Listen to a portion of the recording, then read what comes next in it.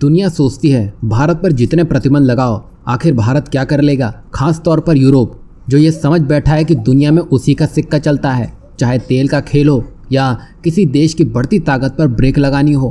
पर यहाँ यूरोप ये भूल गया है कि भारत के पास भी कुछ ऐसी शक्तियां हैं, अगर वो उसका इस्तेमाल करेगा तो दुनिया में एक बड़ा संकट भी आ सकता है। और ऐसा ही कुछ होता हुआ भी दिखाई दे रहा है। ये तो आप जानते ही हैं, अभी कुछ ही समय पहले रूस ने ब्लैक सी ग्रीन डील को तोड़ दिया था, जिसको लेकर भारत ने भी अपनी नाराजगी सामने रखी थी, क्योंकि रूस के इस फैसले से दुनिया में भुखमरी और महंगाई का खतरा भी बढ़ता दिखाई देगा। वहीं भारत ने भी कुछ ऐसे ही फैसले लिए हैं जो दुनिया को इधर से उधर करने की क्षमता रखते हैं, जिसकी वजह से 48 से 50 घंटों के बीच ही दुनिया के ज्यादातर देश भारत के इस फैसले से भारत की शरण में आ चुके हैं और भारत से रिक्वेस्ट कर रहे हैं कि भारत ने जो अपने गैर बासमती चावल के निर्यात पर रोक लगाई है उसको वो हटा ले। लेकिन भारत का यहाँ पर लिया गया ये फैसला किसी को सबक सिखाने के लिए नहीं था, बल्कि ये फैसला भारत के आम नागरिकों के लिए था। लेकिन भारत के इस कदम से दुनिया में एक बड़ी आबादी को इससे फर्क पड़ता हुआ दिखाई देगा।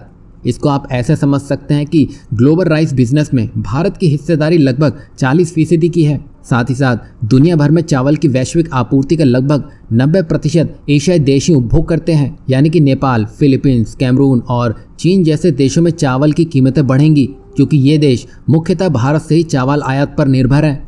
वहीं भारत के लिए गए फैसले से भारत में तो चावल के दामों में कमी देखने को मिलेगी, लेकिन इंटरनेशनल मार्केट में इसके दाम तेजी से बढ़ना शुरू हो जाएंगे। वहीं रूस ने जो ग्रीन डील तोड़ी है उससे और फर्क पड़ता हुआ दिखाई देगा, क्योंकि रूस ने यूक्रेन के उन बंदरगाहों को निशाना बनाया है जहां खाद्य चीजों का आयात निर्यात किया जाता है। यही नहीं, रूस के इन हमलों की वजह से चीन पर एक बड़ा संकट दस्तक दे चुका है, क्योंकि जहां रूस ने हमले किए थे वहां चीन के लिए रखा हुआ 60,000 टन का अनाज तबाह हो गया है। आपको बता दें कि यूक्रेन फूड सप्लाई के मामले में दुनिया में अव्वल देशों में से एक है।